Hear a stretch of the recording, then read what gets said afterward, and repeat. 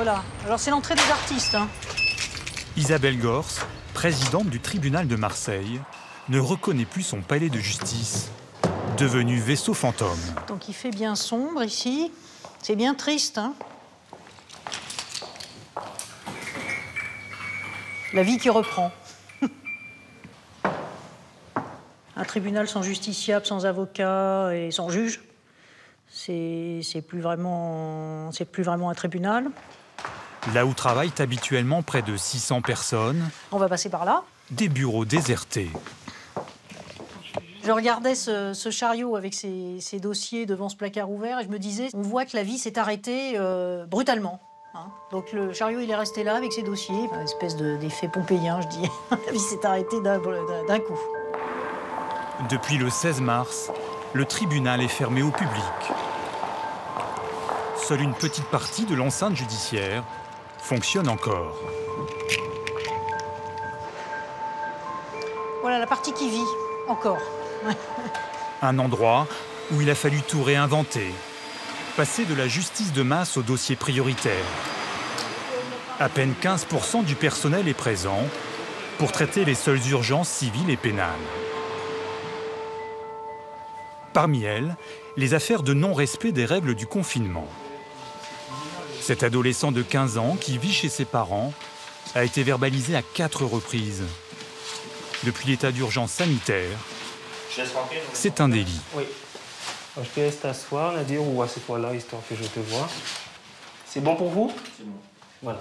Je suis éducateur PJJ et je te vois dans le cadre du déferment pour non-respect des mesures de confinement. Connu de la protection judiciaire de la jeunesse pour absentéisme scolaire et consommation de cannabis, il voit d'abord un éducateur avant d'être présenté à un juge des enfants. Tu sais qu'avec le confinement, la situation de précarité entre guillemets de ta famille s'est amplifiée finalement. Combien d'arrestations? Là, c'est la troisième. La troisième ou la quatrième? Non, parce que une fois, je me suis fait arrêter, mais c'était pour rien. Genre, ils m'ont ramené au commissariat, mais oui, je rentre chez moi. Oui, sauf qu'ils tiennent compte de toutes ces fois-là. Je traîne avec personne. D'accord. Je marche tout le temps seul. Même là, les policiers qui m'ont attrapé hier, oui. Ils ont vu que je marchais seul, monsieur. J'ai même pas branché avec eux. Je savais pas que, par exemple, si on avait plusieurs amendes, qu'ils nous mettaient en garde à vue. Ça, je le savais pas, monsieur. Les policiers ont fait leur travail. C'est qu'au bout de 3 fois, 4 fois, c'est la directive. Finalement, ils défèrent. Et là, monsieur, s'il m'arrive un truc, je rentre en prison, quoi, c'est qui va être derrière ma mère, derrière mon père? Alors, malade, monsieur. Aujourd'hui, le parquet ne demande pas du tout que tu ailles en prison. Je vais en sortir, monsieur. Tu vas repartir avec tes parents. Merci tout à l'heure. C'est toi. Mais avant de repartir avec ses parents, à tout de suite. L'adolescent va être mis en examen par cette juge des enfants. Normalement, les parents sont là aussi, En temps habituel, cela se déroule dans le bureau de la magistrate. Pour respecter les distances de sécurité, cette salle d'audience a été privilégiée. Venez devant moi. Donc, je me présente, je suis Madame Lozakmer, juge des enfants. Vous avez été assistée d'un avocat lors de votre garde à vue, mais aujourd'hui, cet avocat-là ne se déplace pas et il n'y a pas de désignation d'avocat du côté du barreau. Donc aujourd'hui, il n'y a pas d'avocat pour vous assister. Moi, j'ai choisi de viser des circonstances qui me permettent de vous mettre en examen quand même, sans avocat. Comment vous vivez l'époque actuelle, vous? Je sais que les virus se propagent. Et voilà. Chez soi. L'impression que ça donne, vous vous dites, ça me concerne pas. Ça me concerne pas parce que je suis jeune, que même si je l'attrape, je risque rien. Alors que après, c'est les parents, après ils tombent malades. Ah ouais. Question aussi que je me dois de vous poser. Parce que vous avez été mis en examen pour des faits stupéfiants, il n'y a pas de lien entre vos sorties et les stupéfiants. Non. Voilà. J'ai rien à voir avec les stupéfiants. Mais pourquoi vous sortez? Monsieur, madame, je vais vous demander juste de vous lever pour que je puisse vous voir un peu mieux. Vous êtes inquiet par rapport à sa scolarité, vous êtes inquiet par rapport à ses fréquentations, par rapport là à ses sorties en période de confinement qui montrent qu'il a du mal à... Il avait besoin de sortir un peu? Ah non, non, il me respecte. Et des fois, c'est dur, je le laisse un peu dans le quartier. Je lui dis juste, respire. Ah oui, mais ça, c'est pas possible non plus, ça. Voilà, ouais, c'est ça, des fois... Ah oui. je comprends. Du coup, en plus, c'est ce que vous me dites là, ça me permet de comprendre, parce que voilà, il respecte le confinement, sauf que de temps en temps, il sort dans le quartier et il se fait contrôler. Donc en fait, il ne le respecte pas vraiment. Je vais vous placer sous liberté surveillée préjudicielle. C'est une mesure d'accompagnement qui est purement éducative. Moi, je considère qu'aujourd'hui, vous avez besoin d'être accompagné, mais qu'on en est encore dans l'éducatif. Les faits, voilà, ils sont faits, mais maintenant, vous pouvez, quelque part, vous rattraper, ou en tout cas, influer directement sur la façon dont vous serez jugé à partir de maintenant. Donc, c'est à vous de jouer. Allez, vous pouvez y aller. Vous prenez juste une pièce d'identité à la vidéo, s'il vous plaît. La paupérisation des logements à Marseille, c'est une vraie réalité. Là, le jeune homme, il habite dans le 3e arrondissement, c'est le quartier le plus pauvre d'Europe. On doit tenir compte de cette réalité dans la compréhension de l'acte et voilà, d'être pas complètement sourd. Parce qu'effectivement, quand on est très nombreux dans un tout petit logement qui n'est pas adapté, bah, c'est plus dur de rester les uns sur les autres, quoi. Et c'est un peu ce qu'il nous a dit.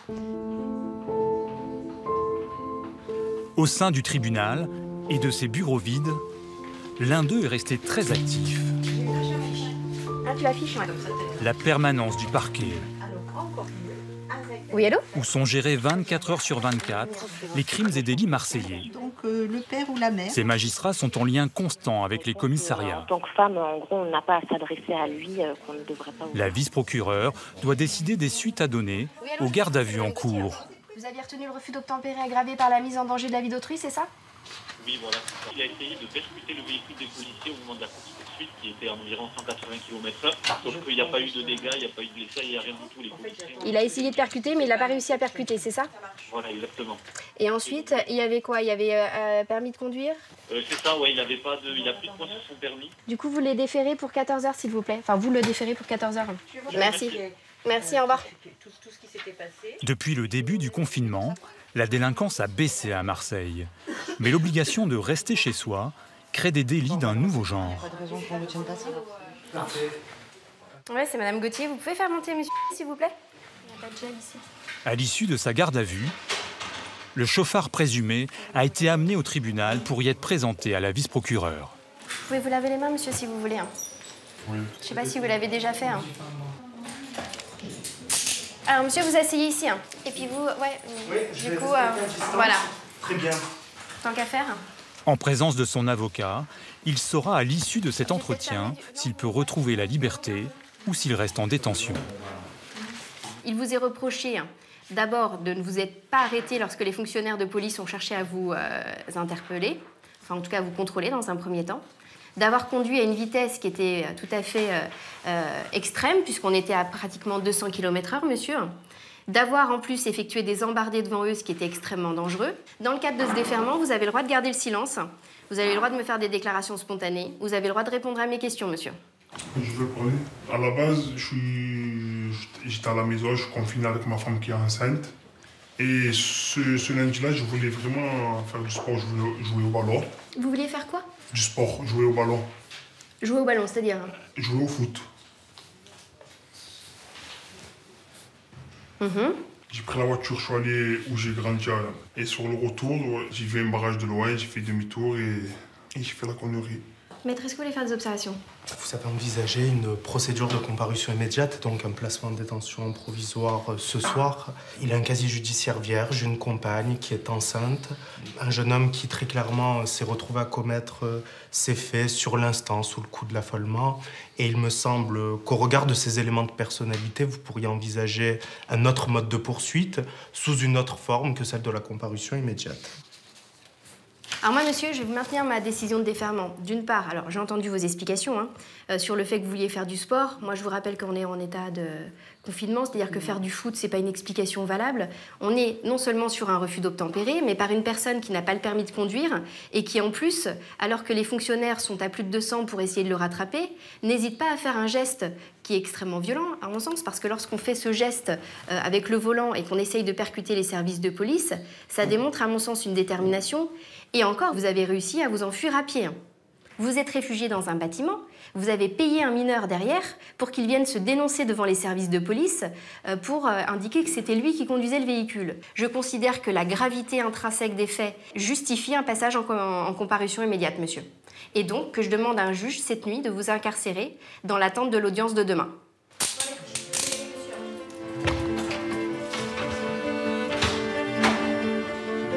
À la permanence du parquet, les appels reflètent la tension extrême qui se noue dans le huis clos de certaines familles.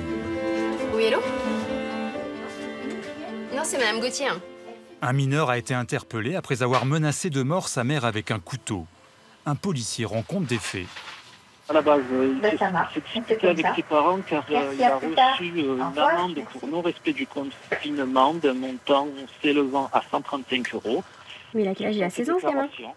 Comment? Il a 16 ans? Oui, il a 15 ans. Ce matin, j'ai reçu les deux parents qui déposent plainte tous les deux contre lui, car ils sont à bout. Et ils n'ont pas d'autre solution de garde éventuelle? Non, ils n'ont pas de solution. On va aller du coup vers un déferment. Ok, ça marche. Ouais, je pense qu'il ne faut pas qu'il reste au domicile. Surtout avec des parents qui aujourd'hui indiquent avoir peur. Enfin, je veux dire, là, c'est pire que tout. Parce que ça veut dire que derrière, c'est un enfant qui va être dans la toute-puissance s'il retourne chez lui. Connu pour des petits trafics de drogue, fragile sur le plan psychologique, ce jeune de 15 ans a déjà fait un séjour dans un foyer. La juge des enfants va devoir statuer en urgence sur son devenir. Bonjour. Allez, vous pouvez vous asseoir là, on va faire rentrer vos parents qui sont là. Alors, je suis Madame Bouchaillet, je suis le juge pour enfants de permanence. C'est moi qui vous vois aujourd'hui, puisqu'on est un peu en urgence là. Si je l'avais lancé, tu serais morte. Je te tue quand je veux. De toute façon, je te tabasserai dès que papa sortira le chien.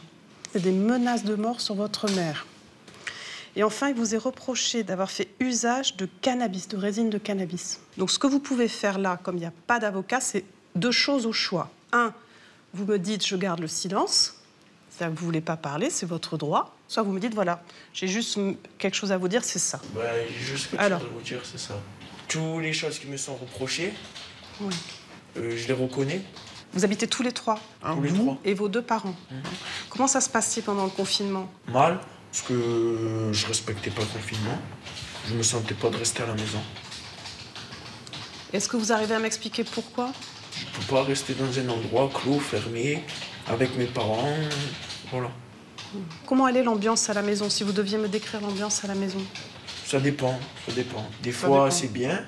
Ouais. Comment dire, des fois, ça se passe bien. Et des fois, tout le temps, le moindre truc, ça va claquer.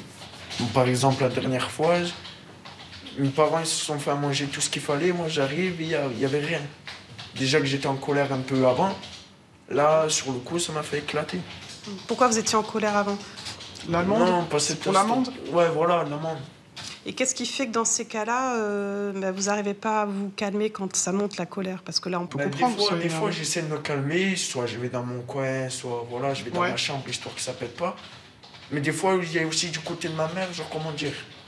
J'ai l'impression qu'elle me provoque pour que ça pète. Et après que ça a pété, je ne veux pas dire que c'est moi la victime. Vous avez l'impression qu'elle fait exprès? Non, je dis pas qu'elle fait exprès. Ouais, des fois, ouais. Parce que, bon, moi, j'ai regardé votre dossier. Il y a une chose qui est sûre, c'est qu'elle vous aime, votre maman. Et qu'elle est très triste de la situation. Ma mère, elle s'est mis en tête que j'étais dans le stup. Alors oui, avant, j'étais dans le stup. Qu'est-ce que ça veut dire? Je me suis fait avoir. Qu'est-ce que ça veut dire quand on a tout juste 15 ans de dire j'étais dans le stup? Ça veut dire quoi? Dans sa tête, je me lève, je vais trafiquer. C'est pas ça, c'est pas ça.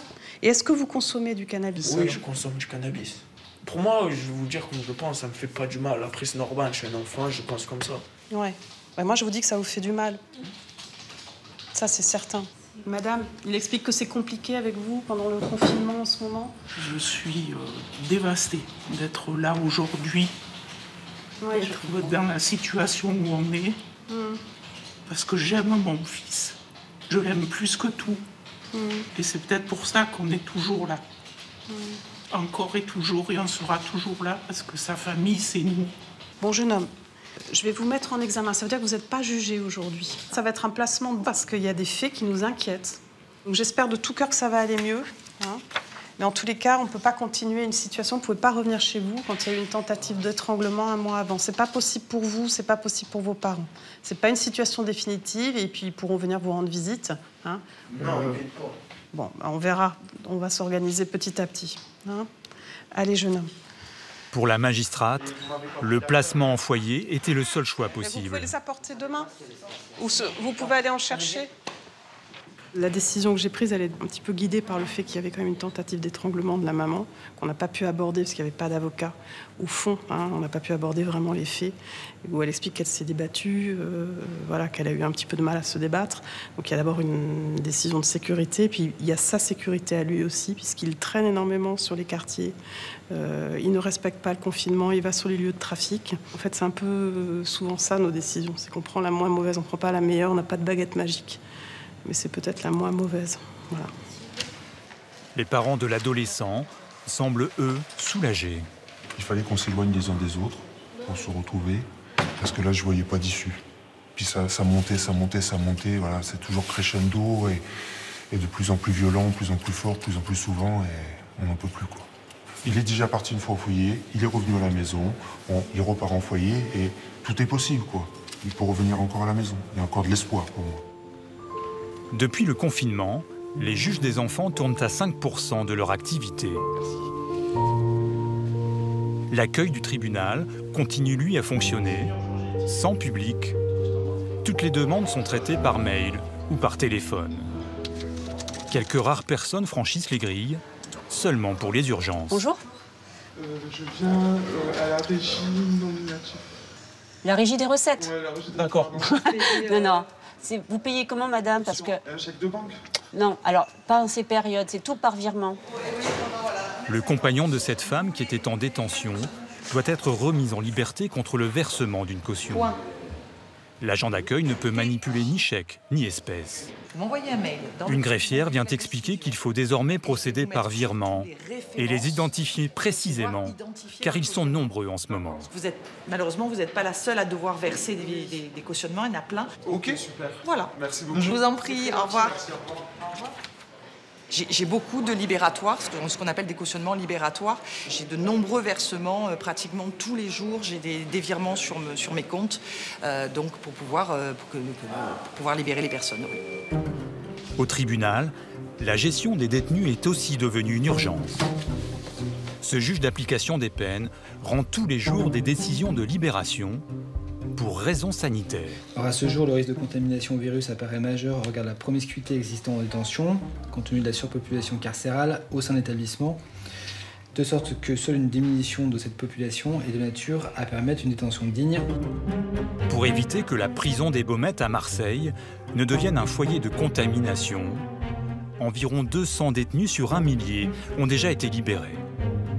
Mais l'opération désengorger les prisons continue. Bonjour. Voilà, donc on va pouvoir commencer la commission d'application des peines aujourd'hui, qui se tient donc par le système de la visioconférence entre le tribunal et puis l'établissement pénitentiaire où vous êtes. Confinement oblige, au lieu de se rendre aux Baumettes, le magistrat opère à distance avec l'administration pénitentiaire, en présence d'une représentante du procureur. Objectif, favoriser à chaque fois que c'est possible la sortie des détenus. Autre situation qu'on peut examiner pour la libération sous contrainte, celle de monsieur... Il exécute 12 mois pour des faits de recel et de détention de stupéfiants. Il est libérable à ce jour le 20 août 2020. L'administration pénitentiaire maintient son avis favorable à une sortie. Madame procureure. Alors moi je suis favorable à une libération sous contrainte avec les obligations effectivement de soins et de travail. Je vais rendre une décision l'admettant au bénéfice d'une libération conditionnelle. Est-ce que, sur la session de M. Kell, qui est donc incarcéré, lui, pour une peine de 6 mois pour des faits d'infraction à la législation sur les stupéfiants en état de récidive. Il a un excellent comportement en détention, donc on était favorable, bien évidemment, à la sortie. Les réductions de peine exceptionnelles qui peuvent être accordées ne sont pas possibles pour les personnes qui sont condamnées pour des crimes, pour les personnes qui sont condamnées pour des faits de terrorisme ou pour les personnes qui ont commis des faits de violence conjugale, pour résumer. Il y a parfois aussi des cas où la prison est presque l'ultime recours pour des personnes sans aucun repère en France. Donc je vais évoquer la situation de monsieur... Il exécute une peine de 6 mois pour des faits de vol en réunion. Il a une interdiction du territoire français pendant 5 ans. Il est SDF, il travaillait dans le bâtiment de manière non déclarée. Il ne reconnaît pas les faits, c'est sa 3e incarcération. L'administration pénitentiaire mettra un avis défavorable. Madame le procureur, pour vos Ce sera un réquisitions, avis défavorable aussi pour moi. ça sera un rejet au niveau de la libération sous contrainte. En France, la population carcérale a baissé de 11 500 détenus depuis le début du confinement. Une baisse plus sensible qu'à l'accoutumée, au point que les prisonniers ne sont en moyenne plus qu'un seul par cellule. Mais la justice continue à juger et à incarcérer. À Bordeaux, comme à Marseille, elle fonctionne encore comme elle peut, au sein d'un tribunal bien vide. L'audience est ouverte, vous pouvez vous asseoir. Seule une chambre correctionnelle fonctionne, celle des comparutions immédiates, Alors, on va procéder à un appel des dossiers. où nous avons eu l'autorisation exceptionnelle de filmer. Dans la salle, il n'y a que les personnes convoquées et leurs avocats. Le public n'est pas autorisé. Avant d'ouvrir les débats, la présidente a une difficulté. 3 avocats commis d'office sont présents, mais ils refusent de descendre voir leurs clients dans les geôles du tribunal par peur du virus. En ce qui concerne les escortes pour messieurs, est-ce que vous accepteriez de les monter et qu'ils s'entretiennent avec son avocat dans cette salle? En bas, on avait des parloirs prévus pour gagner du temps. Qu'est-ce que vous en pensez, maître? Vous acceptez de descendre ou pas? Je ne vous cache pas que, d'un point de vue purement personnel, je me sens plus à l'aise de tenir mon entretien dans une salle telle qu'elle, plutôt qu'en bas dans la promiscuité à laquelle on est confronté dans les geôles. Alors vous vous engagez à ce que ça ne dure pas non plus Je m'engage, je suis à la fois du palais, il n'y a pas de souci, je serai le moins gourmand possible en entretien. Mais le dossier mérite. Aujourd'hui, on va faire comme ça. Demain, on ne sait pas comment ça va pouvoir se passer. Bon, le tribunal a tranché, puisque c'est possible, on va faire comme ça, de toute façon, il faut qu'il monte. Malgré la réticence des policiers, la présidente accepte que l'entretien entre les prévenus, ces 2 jeunes hommes, et leurs avocats 10 minutes maximum, hein. Vous nous faites signe, on est derrière dès que vous êtes prêts. ait lieu finalement dans la salle d'audience. Tout le monde sort pour que l'entretien soit confidentiel. Donc là, on est dans les couloirs du service de traitement direct, service de la permanence pénale. Frédéric Portery, procureur de la République, pensait pourtant avoir pris les bonnes dispositions pour répondre aux inquiétudes des avocats. Bonjour messieurs. Bonjour. Elle nous emmène dans les sous-sols du tribunal, l'endroit appelé le dépôt. Bonjour. On va venir voir les geôles. Voilà. Donc ça, c'est les geôles où sont maintenus les gens en attente donc, de passer soit devant le tribunal, soit devant le procureur, soit parce qu'ils sont déférés devant le juge d'instruction.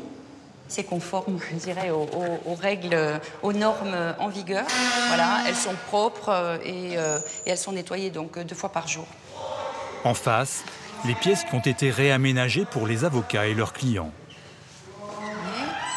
Voilà. Et ici, donc, on a 3 parloirs pour les avocats. Si moi, je m'assois ici, imaginons que je sois le prévenu. Je suis ici, assise, et l'avocat, donc, ça a été mesuré, et donc la largeur fait près de 2 mètres, ce qui fait qu'on est à, grosso modo, on va dire 1,30 m, donc l'avocat du prévenu. Actuellement, ils ne sont pas utilisés parce que le barreau de Bordeaux considère que les règles sanitaires ne seraient pas respectées, en tout cas ne seraient pas suffisantes selon eux, compte tenu de la superficie du bureau. À l'étage des comparutions immédiates, l'audience peut enfin démarrer. Alors écartez-vous un peu là, tous les deux. Donc vous comprenez un petit peu ou pas du tout le français? Un petit peu. Votre casier judiciaire porte trace de 9 condamnations. Des condamnations essentiellement pour des faits de vol et de recel. Assistés d'une interprète, 2 jeunes étrangers arrivés seuls en France sont jugés pour avoir cambriolé une épicerie. Depuis le confinement, ce genre d'affaires se multiplie. Non, c'est un faux nom. Et j'avais vraiment faim cette journée-là. Et tout est fermé. Après, j'ai trouvé l'épicerie, on a cassé la vitre. Uniquement pour chercher quoi manger, c'est tout. Le procureur, vous avez la parole. Habituellement, Dans le centre de Bordeaux, toutes les fins de semaine, on est confronté à des vols avec violence, des arrachages de chaînes. En ce moment, il n'y a plus personne dans le centre-ville de Bordeaux et on constate que la délinquance se reporte sur les commerces, comme c'est le cas dans l'affaire qui nous occupe aujourd'hui. Donc le tribunal vous déclare coupables tous les deux des faits qui vous étaient reprochés. Sans domicile et sans travail, ils sont récidivistes. Le tribunal les condamne à 6 mois de prison et une détention immédiate.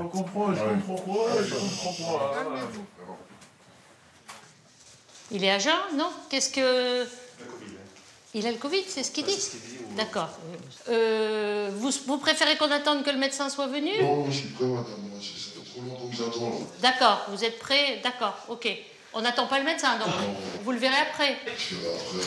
D'accord. Si je vais en prison, je vais en prison. À tous les étages du tribunal, le virus est présent. Comme le constate la vice-procureure, qui derrière sa vitre en plexiglas, s'apprête à poursuivre cet homme pour trafic de stupéfiants. Est-ce que vous avez un domicile, monsieur? Non, je suis sans domicile. Vous êtes sans domicile fixe. En même temps, vous êtes sorti de détention il n'y a pas très longtemps, d'après ce que j'ai compris. D'accord. On vous a interpellé dans un véhicule dans lequel se trouvait donc un peu plus d'1 kilo de résine de cannabis que vous veniez d'acheter. Hein. Voilà les faits qui vous sont reprochés et pour lesquels donc vous allez comparaître devant le tribunal cet après-midi dans le cadre d'une comparution immédiate. Après avoir vu le médecin, pas de symptômes marquants du Covid-19 pour ce suspect. Jugé apte pour l'audience, en compagnie d'un complice présumé. Messieurs, vous avez pu vous entretenir avec votre avocat? Est-ce que vous Les contrôles liés au confinement amènent des découvertes fortuites qui démontrent que la pandémie n'empêche pas les trafics. Ces 2 jeunes, venus d'un département voisin, ont été interpellés avec 1 kilo de cannabis qu'ils comptaient revendre dans leur ville d'origine. Au final, vous avez tous les deux reconnu que vous êtes partis dans le même véhicule pour acheter de la résine de cannabis sur Bordeaux. Alors au départ, vous indiquiez que vous l'aviez acheté 1 200 € le kilo et qu'en fait, là, vous l'avez acheté 4 500 €. Oui. Parce que les prix ont fortement augmenté en raison du confinement, c'est ça? Voilà. Vu que j'étais à la rue, j'ai repris l'activité. J'avais rien d'autre à... Personne ne peut m'aider, à part... D'autres activités, non? Comment? D'autres activités licites, c'est-à-dire légales? Oui, j'y pensais. Je me suis inscrit à la boîte d'intérim. Mais on ne m'appelle pas. Je devais avoir mon appartement il y a 2 mois déjà. Ce qui fait qu'il y a eu le confinement, j'ai pas eu mon appart. Je me suis relancé dans... Je suis reparti dans mes travers. Ah, je sais que ce que j'ai fait, c'est pas normal. Bon. Vu que je viens de sortir d'une peine de prison pour trafic de stupes et que je me suis remis à fumer et à dealer. C'est le seul truc que je sais faire. Bon, on verra que vous étiez sorti de détention peu de temps auparavant, 2 mois auparavant. Oui. L'audience est suspendue, le tribunal se retire pour délibérer. Le complice présumé, simple chauffeur, sera condamné à 8 mois de prison avec sursis. Non. Avec 17 mentions à son casier judiciaire, la plupart liées aux stupéfiants, le trafiquant présumé écope lui d'une peine bien plus lourde. Au regard des antécédents qui sont les vôtres et de la nature des faits qui vous étaient reprochés, le tribunal vous condamne à la peine de 3 ans d'emprisonnement ferme et ordonne un mandat de dépôt. L'audience est levée. Ok, là je vais pour 3 ans. Au revoir, messieurs. Merci. Avec une moyenne de 15 gardes à vue par jour, au lieu de 40 habituellement, l'activité pénale à Bordeaux a largement diminué. Au service civil du tribunal, même constat. Plus d'affaires de divorce ou de conflits de voisinage. Seules les urgences sont traitées. Protection des femmes battues et garde d'enfants lorsque celui-ci est en danger. D'habitude, plus d'une centaine de dossiers jugés chaque semaine. Actuellement, une dizaine à peine. Asseyez-vous. Pas trop proche de votre conseil, si vous voulez bien, pour pas être à une distance trop proche. En temps normal, le président Samuel Lenné réunit les couples en conflit dans son bureau. Mais respect des distances de sécurité oblige, il règle lui aussi en ce moment ses dossiers dans une salle d'audience.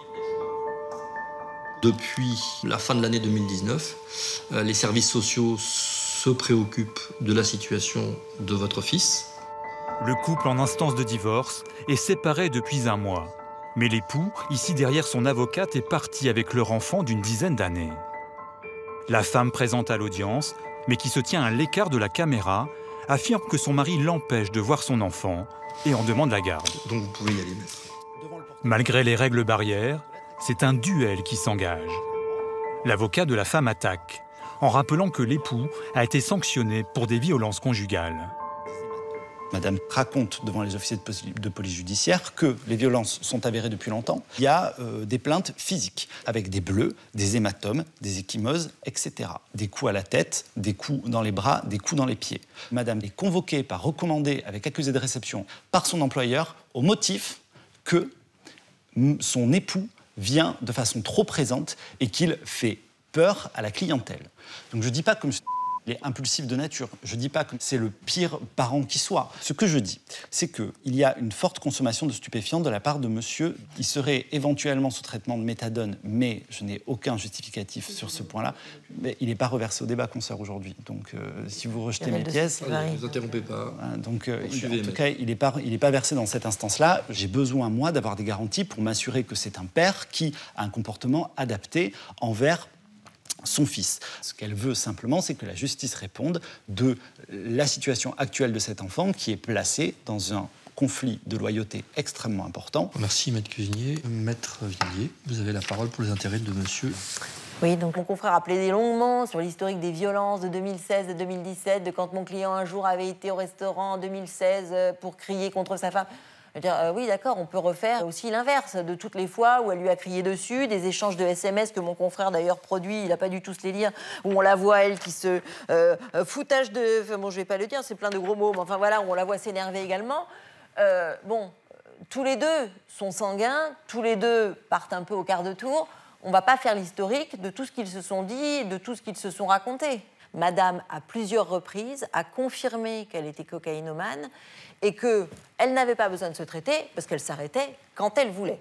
Et monsieur, contrairement à ce qu'on vous soutient, est traité et j'en justifie. C'est un certificat qui justifie que monsieur est traité et qu'il a un substitut et qu'il est traité depuis plusieurs années et qu'il n'y a pas de rechute et qu'il n'est plus toxicomane en tout cas. Il a emmené l'enfant pourquoi ? Eh bien parce que madame est incapable de s'en occuper. Elle travaille de nuit. Qui va garder l'enfant de 18h à 22h ? Et donc, aujourd'hui, madame souhaiterait avoir l'enfant à temps plein et voudrait réduire les droits de monsieur à peau de chagrin en lui octroyant un droit de visite de quelques heures dans un point rencontre. Parce que je veux dire, on a quand même un enfant qui vit depuis mi-mars avec son père. Il n'y a pas de problème particulier, l'enfant va bien. Si l'enfant allait mal, on vous le dirait. Je vous remercie, maître. Alors, madame, si vous souhaitez prendre la parole, vous avez la possibilité de le faire. La femme explique que son mari lui a laissé quelques minutes avec son fils la veille de l'audience, après 1 mois d'éloignement. Elle dit l'avoir trouvé changé, presque agressif à son encontre, manipulé par son ex, pense-t-elle. Son mari, lui, prétend que cette colère est plus ancienne. Pour vous, votre épouse, et mère de votre fils, n'est pas capable de s'en occuper. C'est une question. On est parti parce qu'elle n'était plus présente. Elle partait tout le temps. Elle partait le soir et elle rentrait le 7h du matin. Et ça, plusieurs fois, j'ai une quantité de dates. Il est énervé avec elle. Par rapport à la situation qu'on a dû vivre pendant longtemps, lui, il se sentait délaissé par elle. Voilà. Bien. Merci. La décision sera rendue demain. Vous n'avez pas à revenir demain à l'audience. Vos avocats seront informés du sens de ma décision.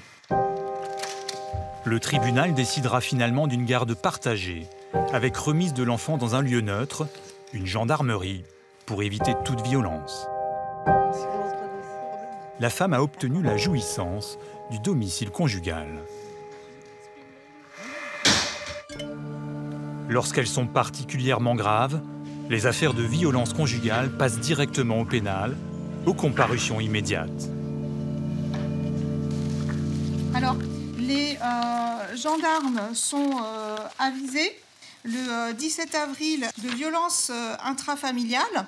Et en fait, il s'avère que c'est votre fils qui a appelé la gendarmerie. Cet auto-entrepreneur comparaît pour avoir mordu et tenté d'étrangler son épouse sous les yeux de leurs 2 fils, handicapés. Il a déjà été condamné pour avoir frappé sa femme 4 ans plus tôt.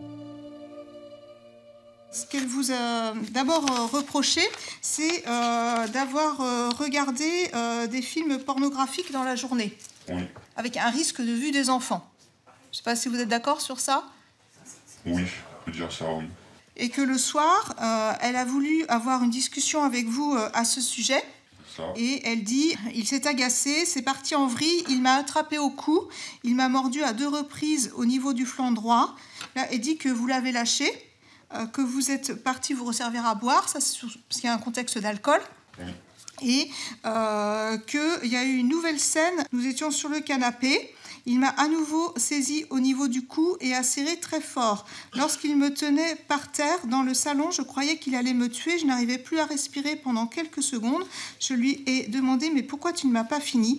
Après cet épisode, le calme est revenu et la gendarmerie est arrivée. Qu'est-ce que vous dites de ces faits-là? Que j'étais bien alcoolisé, que c'était pas mon premier verre.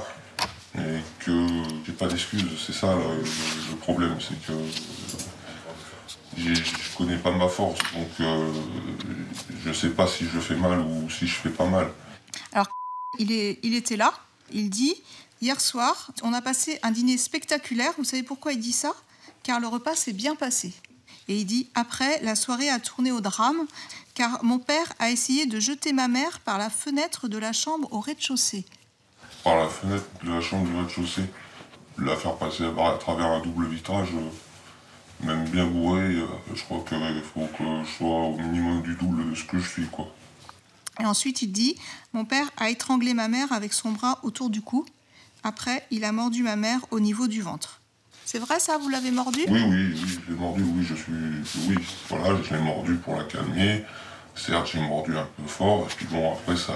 D'accord. Alors, elle dit, le jeudi, donc c'était la veille, je brossais les dents de sans raison particulière, il est venu dans la salle de bain et m'a serré fortement le bras. J'ai encore une marque sur l'avant-bras. Donc vous reconnaissez ces faits? Oui, je reconnais, oui. Et puis pareil, toujours sous emprise de l'alcool. Je vais vous donner la parole, madame, approchez. Donc, sur ce que j'ai dit là, la manière dont j'ai décrit les 3 scènes de violence, vous êtes d'accord? Oui, je suis d'accord. Quand il dit que je suis tombée, qu'il a voulu me faire passer par la fenêtre, je pense qu'il m'a vu tomber entre le lit et la baie vitrée, parce qu'il n'y a pas beaucoup de trucs. Et c'est pour ça que j'ai des bleus là, parce que je pense que je me suis pris la poignée de la porte vitrée, voilà. Merci. Qu'est-ce que vous en pensez de ça? J'ai un gros problème avec l'alcool. Vous remettez tout sur le compte de l'alcool? Quand je suis pas alcoolisé, je suis pas du tout comme ça. C'est tous les jours, l'alcool. Je bois pratiquement tous les jours. Donc vous êtes quasiment tout le temps alcoolisé? Je commence l'apéro et puis ça s'arrête jusqu'à ce que je tombe. D'accord. Vous buvez jusqu'à tomber tous les soirs? Pratiquement. En quelle quantité? On va dire que la bouteille de whisky passe. Oui. Et le confinement, ça a dû aggraver la... Oui, avec le confinement, j'ai vu l'entreprise qui perdait du chiffre. Donc voilà, j'étais en train de courir après les règlements parce que la moitié des clients étaient en train de fermer. Et puis je me suis réfugié là où il fallait pas, c'est-à-dire dans l'alcool. Et qu'est-ce que c'est que cette histoire de dire à ou à sa mère que vous auriez préféré des filles?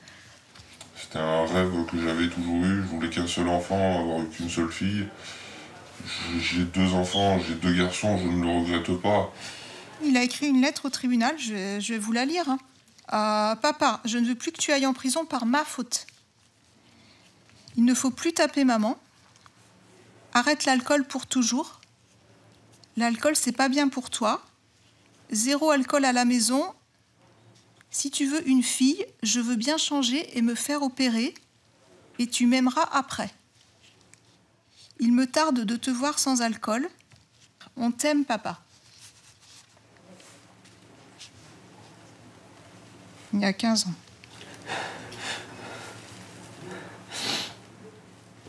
Mais je l'aime, ce grand couillon, mais c'est pas ça, je n'en veux pas pour ça, et puis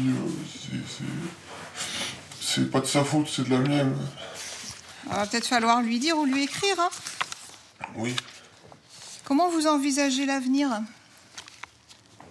Là, je sais pas. Je sais pas, pour l'instant, l'avenir, c'est de me faire soigner, essayer de pas perdre mon entreprise, pour que tout redevienne comme avant et sainement. Vous comprenez là qu'un retour au domicile conjugal, c'est compliqué. Je sais. Et vous, madame, vous le voyez comment, l'avenir? C'est vrai que Il a fait des démarches pour commencer à se soigner. Je crois qu'il n'a pas eu la force, avec le confinement, de plus pousser, d'insister, de dire même s'il y a le confinement, j'y vais. Moi, je veux pas qu'il aille en prison, c'est pas mon but. Moi, je lui en veux de ce qu'il m'a fait, bien entendu, parce que c'est pas pardonnable. Mais après, je sais qu'il a pas mauvais fond. Et pourquoi tu m'as fait ça? Tu es en train de nous lâcher. Moi, j'ai pas envie que tu nous lâches. Moi, je veux que tu sois là. Je veux pas être seule. Je sais que tu as un problème. Alors si c'est moi le problème et qu'il faut que je parte, je partirai. Mais je pense qu'il n'y a pas que moi le problème. Je pense que tu as... Il faut le devoir. Mon père était alcoolique, il a fait un AVC. Donc, il faut que tu... Il faut que j'arrête. Merci madame. Voilà. Asseyez-vous, merci. Asseyez-vous monsieur, madame le procureur. Vous avez la parole. Effectivement, ce confinement, on l'entend partout. On est très inquiet pour les enfants à domicile, on est très inquiet pour les femmes à leur domicile. Et à la permanence, nous, on constate qu'effectivement, il y a des violences conjugales de manière importante. Pour vous donner une ordre d'idée, là, sur 40 déferrements qu'on fait dans une semaine, il y en a, la semaine dernière, 16 qui concernaient des violences conjugales.